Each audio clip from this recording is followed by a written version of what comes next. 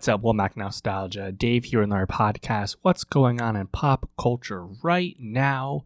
A lot of high-profile things to discuss. Once again, February is moving. Double dose of Wuthering Heights, of course, the new movie from Emerald Fennell starring Margot Robbie and Jacob Elordi. Additionally, the Wuthering Heights soundtrack album is from Charli XCX. We had to talk about both. Two additional movies, Good Luck, Have Fun, Don't Die, Gore Verbinski's first movie since 2016, and Pillion, the new movie with Alexander Skarsgård and Harry Melling. And then one additional album as well, Brent Faiyaz, back with his third album, Icon. So make sure you subscribe, youtube.com/nostalgiapod, linktree.com/nostalgiapod. See the links below.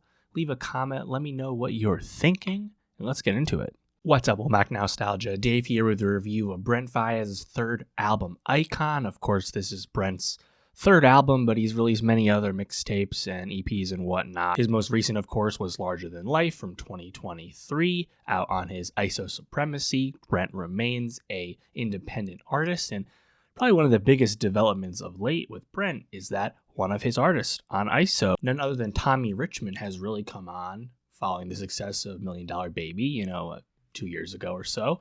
And I had first heard Tommy on that feature on Brent's last project, Larger Than Life, on the song Upset.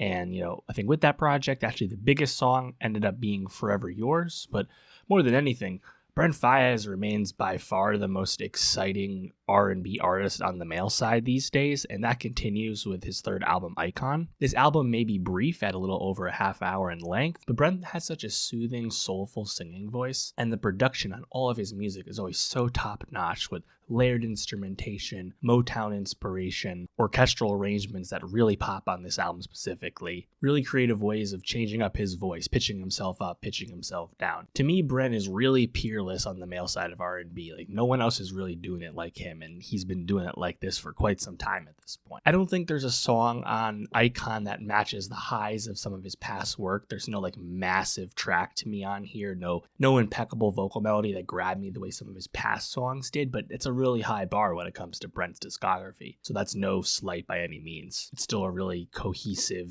sonically sound album. And I'm just happy this album came to us when it did, because the thing this was originally dated for, I want to say it was December, sometime in the fall at least. And the release date came and went with no word at all from Brent. A bit more possible when you're on the independent side of things, but also has kind of less consequence, I guess you could say, right? Like, Brent wasn't really strapped to spin up that distribution with United Masters and get this album out on a new date, and here we are with it. So no harm, no foul, really, it seems. And yeah, I think it's a pretty solid work, all things considered. No features, notably. I think the intro pops right away, white noise with these sweeping strings. It's very pointed in terms of how they sound. The first proper song, Wrong Faces, love that bass drum. I think it's immediately layered production and layered vocals from Brent, immediately this doubled sound from him. Love the way that harmonizing works. He kind of drops into a deeper register with his voice at times in this song, and really just speaks to his vocal talent. He has really such a effective range at which he can, sing a song and craft a, musical idea. Have to.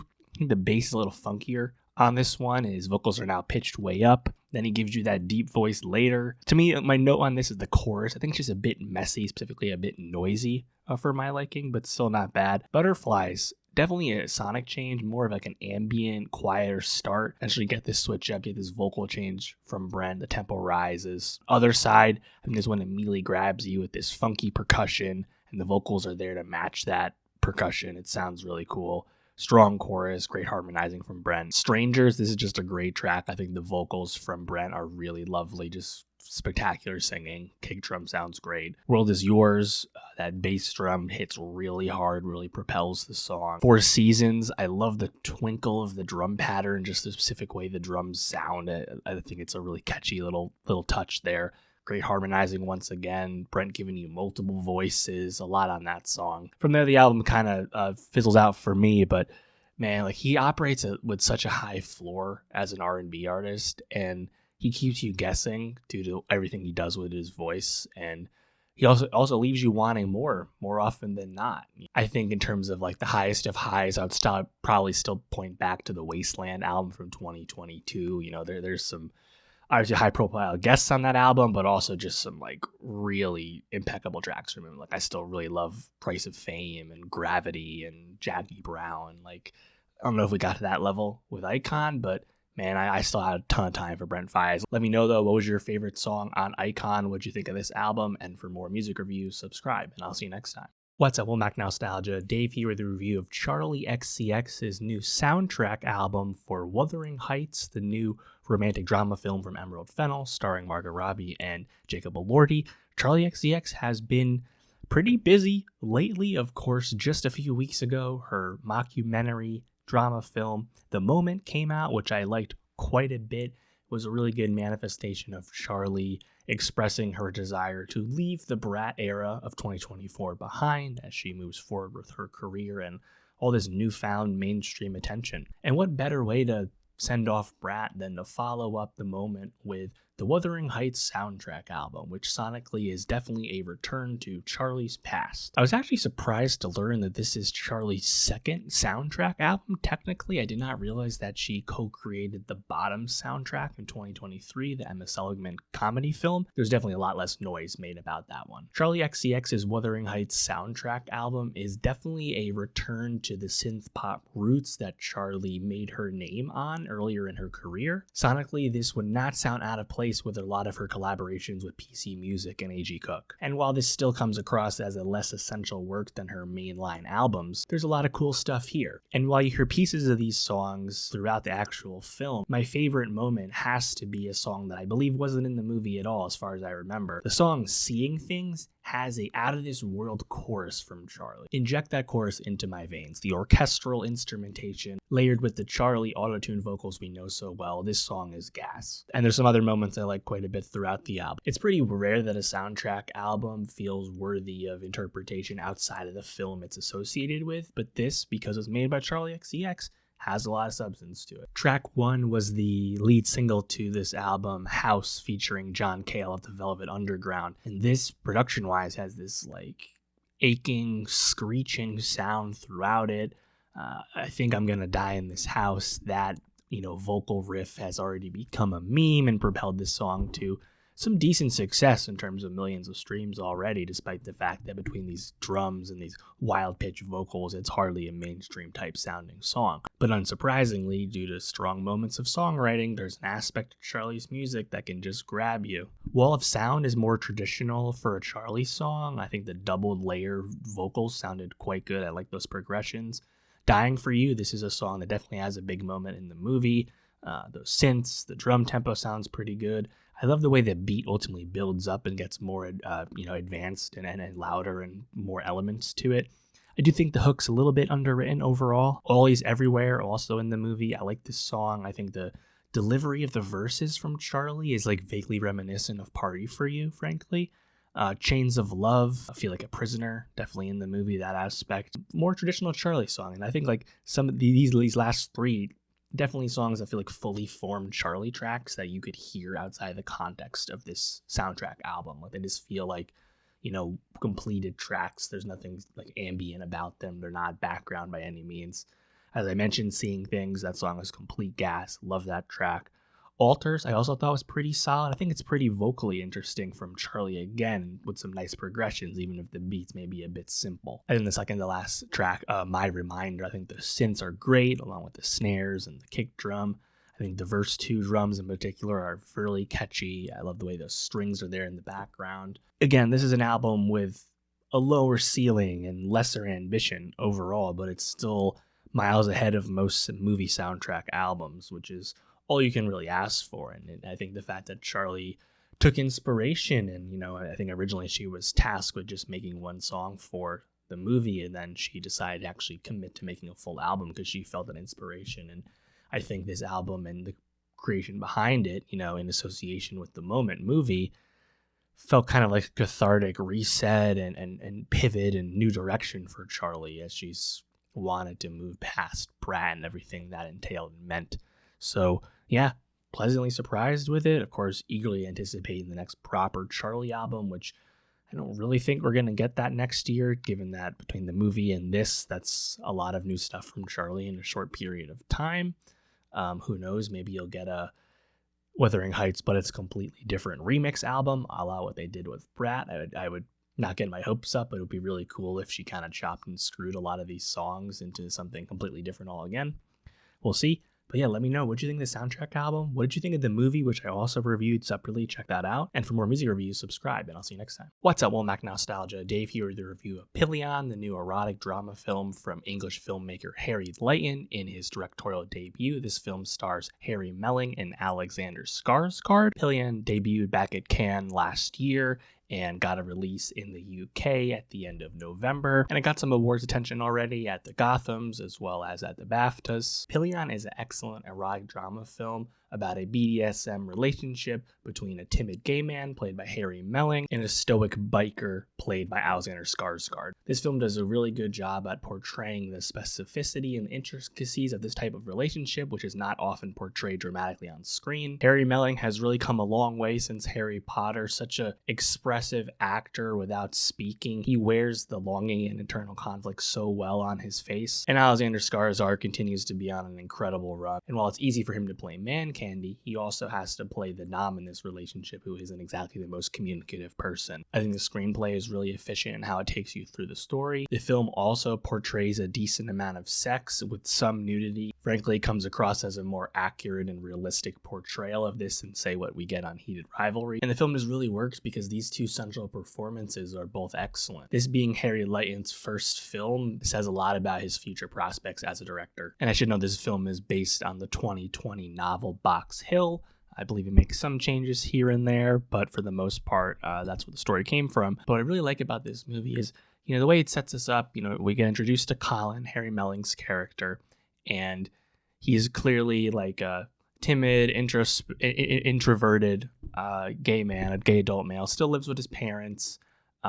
He's definitely not a cool person by any means. He does he's in a singing, quartet, right? It's very, very old time. He doesn't seem to have too many friends, doesn't have a whole lot really going on for a social life, but his parents actually are trying to set him up with someone, like he's an out gay man, but he doesn't really have much in the way of gay friends, seemingly.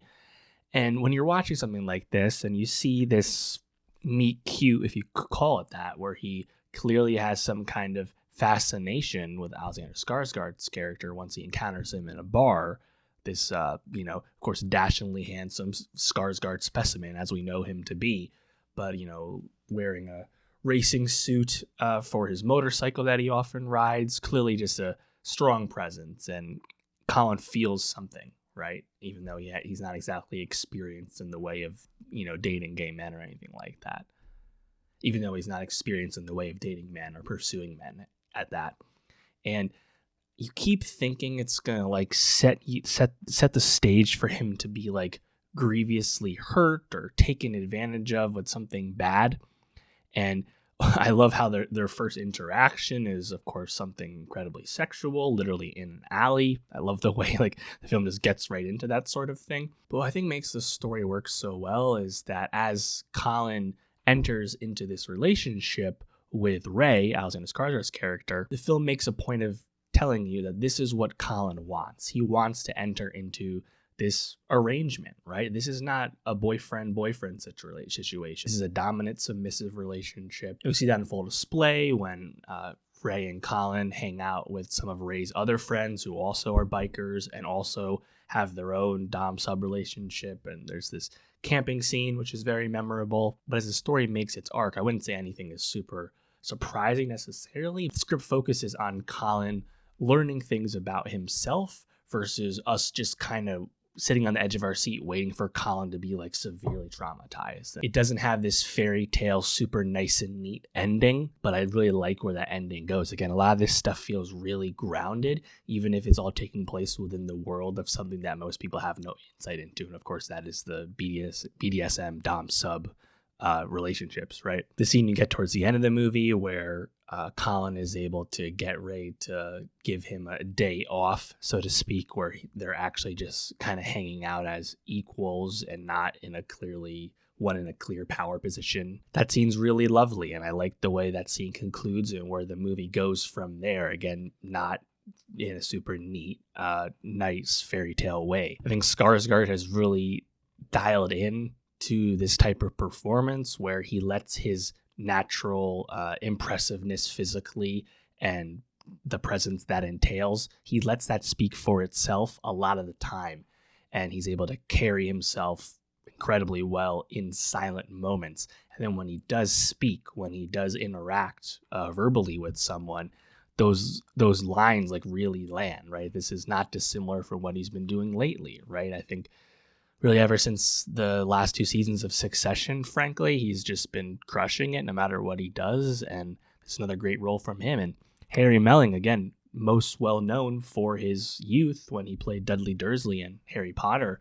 But, since then, of course, a great supporting role on The Ballad of Buster Scruggs from the Coen brothers. He was in The Queen's Gambit and The Tragedy of Macbeth, again from the Coens. And now this, of course, where he's spectacular. I mean, he really has switched it up for him. And I think when people watch Harry Potter, right, all of the young talent in that mix there, I don't think we necessarily would have associated Harry Melling as being someone who would have risen all the way up to the top, right? Harry Melling is the one engaging in really interesting indie cinema right now, whereas Daniel Radcliffe has just started doing an NBC comedy series with Tracy Morgan. 2 very different things. So yeah, cool movie, and I think I really like the way he doesn't really pull its punches, right? Because a lot of the stuff you're watching in the early days where Colin has no idea what he's necessarily getting into, where he's not allowed to sleep on Ray's bed. He has to cook him dinner and buy him food, and it's seemingly a one-way street, right? But then there's also the physical aspect of things, which is manifested, I think, in a really great scene where they start off by wrestling before they, get intimate. And it's clear that Colin is enjoying these things and enjoying what he's getting himself into, wearing a chain around his neck with a lock on it, whereas Ray is wearing a necklace with said lock's key around his neck as well. You're watching it and you're like, you're worried for Colin, but the movie does, I think, again, a really intelligent job to take us through the story and not have us be too worried about his necessarily well-being. And then when the more emotional beats start to happen, of course, they make complete sense to us. But yeah, I think it's just really well paced. And Colin's parents in the movie also, I think, represent a pretty important part as well, because they, especially his mother, kind of struggle to understand what exactly he is consenting to, right? Not some traditional form of love. And again, I like the way that's manifested in the movie because all this feels pretty grounded. This story isn't surface level, and there's a lot of the tropey self-loathing that you get in a lot of queer storytelling that doesn't work out as well. So yeah, shout out Pillion. I think this is great. Harry Lighton, definitely someone to watch. Really excited about his career. And yeah, let me know what you thought of the movie. And for more movie reviews, subscribe, and I'll see you next time. What's up, Womack Nostalgia? Dave here with a review of Good Luck, Have Fun, Don't Die, the new science fiction action film from Gore Verbinski starring Sam Rockwell. This is Gore Verbinski's first film since A Cure for Wellness flopped at the box office way back in 2016. Gore Verbinski's only now in his early 60s. It's unfortunately been a really long wait for his next film, of course, and he has a really storied and kind of unique signature as a filmmaker, of course, most beloved for the Pirates of the Caribbean films, as well as Rango on the more recent side of things. This film premiered back at Fantastic Fest last fall and is now getting a release from Vertical Entertainment. And in addition to Sam Rockwell, the film also has a pretty stacked cast featuring Haley Lou Richardson, Zazie Beetz, Michael Pena, and Juno Temple. I really enjoyed Gore Verbinski's science fiction film Good Luck, Have Fun, Don't Die. Sam Rockwell plays a time-traveling man from the future who is seeking help to prevent a post-apocalyptic future where AI effectively takes over humanity. And thanks to a really strong Sam Rockwell performance, and Rockwell gives a really strong performance carrying this film that throws a lot of paint at the wall. This film is incredibly broad and in your face with its critiques of modern day social media, the advent and rapid adoption of artificial intelligence. Subtlety is not on the mind with this movie. The film throws so much at you and has so many outlandish moments and set pieces and visuals that it's a real blast to watch and does get you thinking about these modern day criticisms that it does have. Does it fully get there as a compelling critique of the parallels of society and real life? Not necessarily, but it's a really fun romp with a deep cast. But the film is original enough and committed enough to ultimately work pretty well nonetheless. Right off the bat, I love the premise where you have Sam Rockwell returning back to effectively modern times, where he stumbles into this Los Angeles diner equipped with this really out there outfit featuring see-through trench coat and these various tubes and equipment, and he looks effectively like some kind of mentally unwell person or someone who's homeless, perhaps both, or who's to say.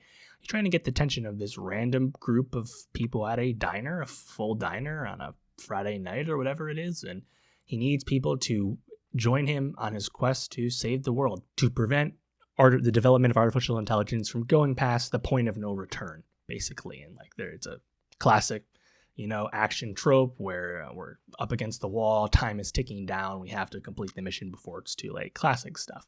And in the process, he's able to recruit a ton of people that we know. And I think when you're watching this scene, it kind of gives a lot of things away, where it's like, oh, that's an actor I recognize, that's an actor I've never seen before. I wonder which person's playing a character that's important. The guesswork is pretty minimal there. But in the process, we have Haley Richardson, Juno Temple, and then the pair of Michael Pena and Zazie Beetz.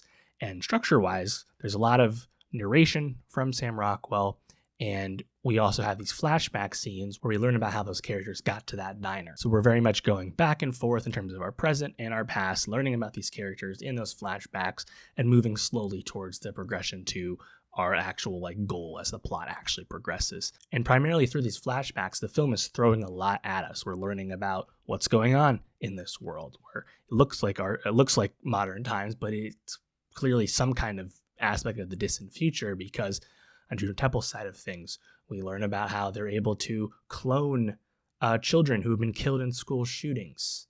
And while they physically will look exactly the same, their personalities are certainly not what they used to be. Michael Pena and Zazie Beetz play teachers who basically are powerless within the confines of the schools they work in, as students are hopelessly addicted to their phones and staring at their screens 100% of the time.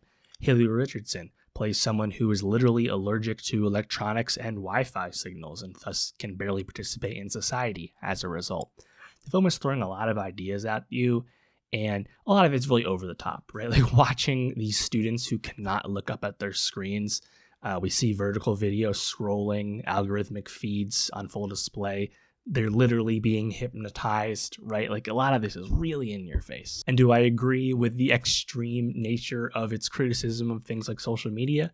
Not necessarily, but I do agree with making artificial intelligence the boogeyman to end all boogeymans for sure. Ever since Terminator 2 Judgment Day came out, this has been a realistic and tried and true type of villain in a sci-fi story, and its proximity to real life nowadays only makes it more pressing and more compelling of a threat, honestly, when you're watching a movie. And as we learn more about this world, again, there's a lot of intricacy here, learning about the origins of Sam Rockwell's character and his family and what possessed him to get to this point in time and go back in time to try and stop things.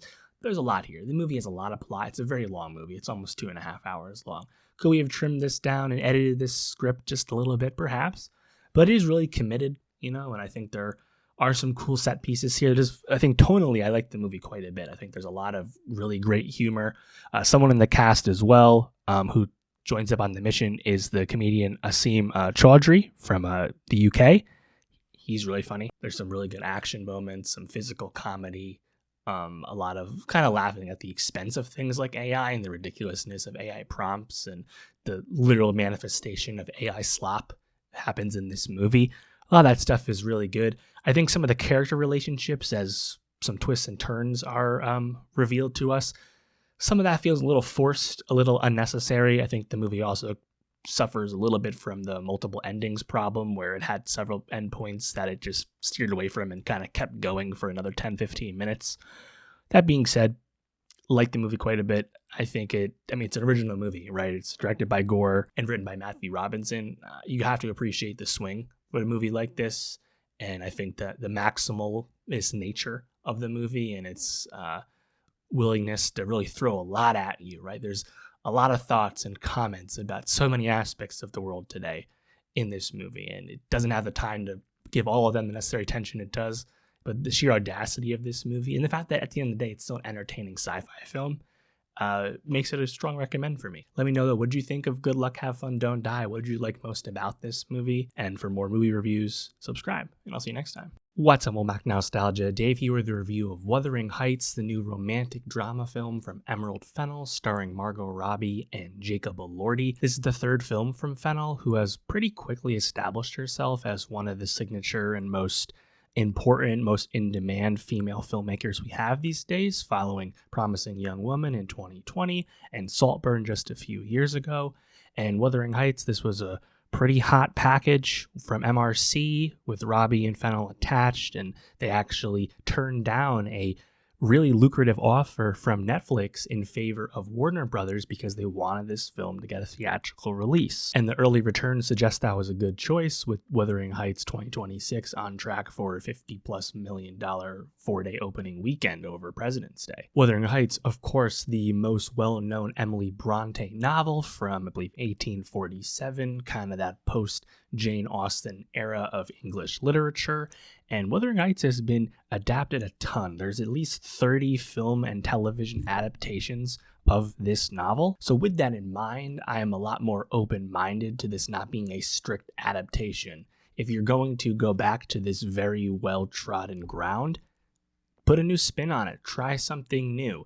And I think this novel, which I have not read to be clear, but this novel, from what everyone will tell you, is pretty confusing, has a lot to it, a lot of different perspectives and POVs. It's hard to understand some things that are happening. That to me sounds like a story ripe for reinterpretation. Overall, I enjoyed Emerald Fennell's take on Wuthering Heights. This is definitely a movie that will polarize audiences for its strong departures and reinterpretations of the Emily Bronte novel. This Wuthering Heights with Margot Robbie and Jacob Elordi is much more of a traditional romance story and less interested in being a revenge tale with some more weightier themes to it. The reason I like this movie and this spin on the story is because I think the love story angle to this film really works. I think the setup is pretty strong with establishing where we are in England, and I really buy into Kathy and Heathcliff as these star-crossed lovers who've known each other since childhood. And once Heathcliff re-enters the fray in the middle of the movie, that's where Wuthering Heights really takes off for me. In particular, I think Elordi really has a presence to him in this movie, especially once he comes back as the more successful Heathcliff.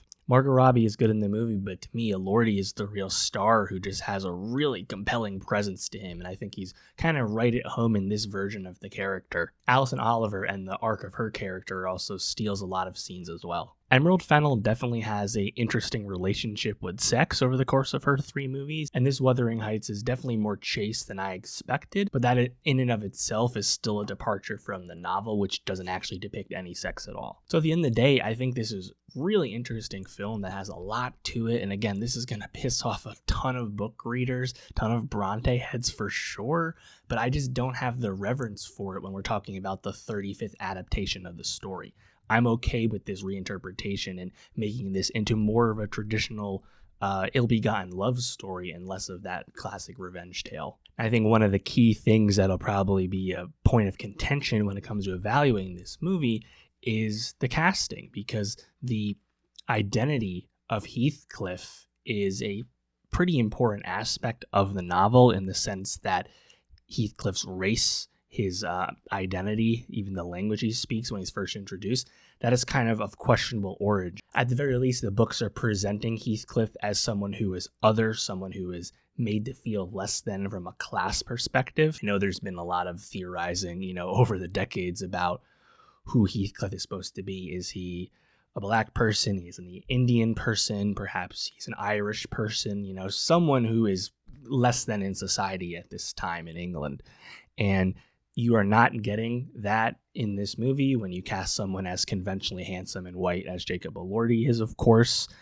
They make a point of showing Heathcliff's scarred back over the course of the movie, but I just don't know if those elements necessarily hit the same because of the identity we associate with the character. And maybe to some, this version of Wuthering Heights doesn't quite go deep enough into the kind of class aspects and why Kathy can't be with Heathcliff and why she would degrade herself, to use her own words, if she were to marry him.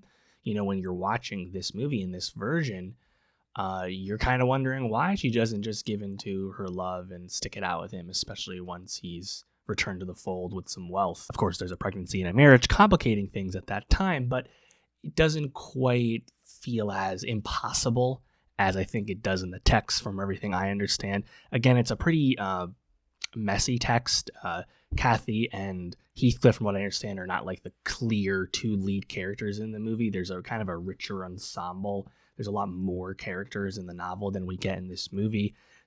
For example, Kathy's brother is not in this movie. A lot of characters are kind of also condensed into her companion Nellie, who's played in adulthood by Hong Chow in the film. To me, I liked the chemistry between Robbie and Elordi. I thought they played pretty well together in their scenes because, I think to me, like their inability to communicate is like that's the conflict to me when I'm watching this movie, right? Where there's clearly an attraction, and I think the scenes of longing and the scenes together in the pouring rain, like all these classical romantic drama tropes, those are all working to me. And Heathcliff is someone who kind of had to be taught how to speak the King's English in childhood in the beginning of the film and never actually learned how to write. It makes kind of sense to me that he can't fully express himself throughout a lot of the film. And once Heathcliff comes back into the fold after Kathy has, gone off and married Mr. Linton, she knows she's pregnant with his child, and Heathcliff comes back and surprises them, and he's cut all his hair, and he is at his most handsome Jacob Elordi self, and he's chomping on a smoking pipe. Those moments where it's like the tables have kind of turned and Heathcliff is spinning it back around on Kathy, that's to me where the movie like really leveled up, and I really appreciate everything going on at that time. And I think in the book, that's where this kind of lends into the more of the revenge story, the tension in the movie, because soon after, as we're watching this film, they consummate their attraction and their love with this illicit affair where they're sneaking off and making love and everything in between. And I like the forbidden love stuff. I will admit, I think that stuff is pretty good. Once Heathcliff feels kind of betrayed all over again, with Kathy kind of forsaking him and trying to break things off and staying committed to Mr. Linton, feeling it's too late, all those things.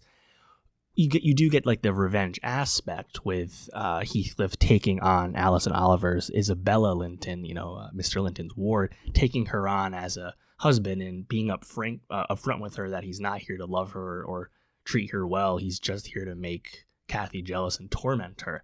I think that stuff could definitely been played out a lot more. I think from that point on to the end of the movie, maybe it feels a bit rushed, I guess you could say, or it just doesn't quite land with full effectiveness. But I mean, in the process, you get Heathcliff becoming more of that rogue, that character who's been kind of possessed and changed and demented by his love and obsession. And you get Alison Oliver's Isabella really playing into this animalistic side of things at the behest of Heathcliff. It still makes for some good material. But I think the aspects of Kathy's despair and inability to get over the fact that Heathcliff has actually taken on Isabella as a wife, the relationship and where she has in her mind, where like Heathcliff is supposed to be hers. Her father called him her pet, things like that. Her mental side of things, I don't know if that's fully developed quite well in the movie. I mean, like their love and attraction, I think, works, but the stumbling blocks maybe don't necessarily come across all the way. So then when she's actually getting sick and dying of, I believe it was sepsis, and losing the baby in the process and then dying herself, that does come across as, I think, a bit brisk, just because you feel like you're missing these dramatic beats, and ultimately you do, because Heathcliff's never able to comfort her in her last moment. She dies before he can return. Again, I think it's a really interesting movie, and gets even more interesting when you look at what a piece of adaptation it is, and all the changes and reinterpretations it's applied, and the things it's kind of completely ignored from the novel, right? I think that the character of Nellie is really made out to be one of, not the arch villain of the film for all intents and purposes. I liked Martin Clunes as Mr. Earnshaw, Kathy's father, who takes in Heathcliff. I thought he actually gave a pretty good performance as this, drunkard nobleman who eventually becomes a miser, and Wuthering Heights, the estate, falls into ruin. I thought his performance was pretty good. Again, I think in the novel, it's suggested that perhaps Heathcliff is his like bastard child. That's why he takes him in. It's kind of yada yada on the movie. You get Ewan Mitchell as someone who works at Wuthering Heights as a one of the servants, laborer. Just kind of nice to see him. He's Aemon Targaryen on House of the Dragon. I do appreciate him on that show. He doesn't have a whole lot to really do in this movie. And then Shazad Latif as Mr. Linton, I thought was honestly really good. I think his performance and the realization of that character, who for all intents and purposes is a kind and nice and loving, wealthy man, I thought they did a really good job of presenting that character as not someone you're so actively rooting against when you're watching it. You're not like, fuck Mr. Linton, I want Kathy and Heathcliff to be together at all costs, because he doesn't deserve any of that. He actually is seemingly a really good person. And yeah, frankly, again, because I'm not a book reader, I don't really care about this as like a strict adaptation. I think my biggest complaint is that it's just a bit chaste. There's a lot of sexual motif and energy, these recurring bit of the broken eggs on the bed, and the wallpaper, the velvety, or not velvety, skin tone wallpaper that Mr. Linton puts in Kathy's bedroom. And there's a lot of allusions to sex, and that we watch the servants have sex, but Heathcliff covers Kathy's eye, so we don't see anything. And they have a handful of sex scenes between themselves, and apart from Jacob Lorre taking off his shirt, you don't really see that much. It's really tame, and it's kind of in line with how Emerald Fennell has treated sex in Saltburn and Promising Young Woman as well. So I think that's interesting, and probably not exactly what people are expecting, the average person is expecting when they go in and see this movie. I still, again, thought it was pretty romantic and steamy. It just, frankly, I thought would go a little farther. So yeah, interesting film for sure. Emerald Fennell, definitely a filmmaker who takes chances and does cool things. I think a lot like Saltburn, frankly, this is a movie that will get people talking. I think this movie will be popular. It's certainly going to be way more successful at the box office than Saltburn was, and we know how successful Saltburn was on Amazon. I think once Wuthering Heights has a successful theatrical run, it'll also do very well at home. So this is a movie people will have opinions about, I think, for sure. Notably coming out over Valentine's Day weekend. I believe the box office record for Valentine's Day weekend is still 50 Shades of Grey, if I remember correctly, which is much more sexualized movie than Wuthering Heights ends up being. But yeah, let me know, what'd you think of this movie? If you're a Bronte head and you hated this as an adaptation, leave a comment. Tell me why. But if you're just coming into this on its own terms, not having much pre-exposure to the story, pleasantly surprised like me, let me know where you're at. I think this is a movie that will have a lot of different reactions. And for more movie reviews, as well as my review of Charli XCX's soundtrack album for this film, subscribe, and I'll see you next time. All right, that's going to do it for the pod this week. Next week, we have a ton to get into. A Night of the Seven Kingdoms on HBO, Season 1 will be concluding. New music from Baby Keem, his first album in many years. Also a new IVE album. Then on the movie front, we have 2 new movies from China, the new Lunar New Year movies, Blades of the Guardians and Scare Out from Zhang Yimou. I'm looking forward to both of those. And then also Japanese film Kokuo, which is Oscar nominated for costume design, was Best International Feature Film shortlist. And also from A24, How to Be a Killing, starring Glenn Powell. So make sure you subscribe for all of that. YouTube.com/nostalgiapod, Linktree.com/nostalgiapod. Leave a comment, let me know it's good, and I'll see you next week.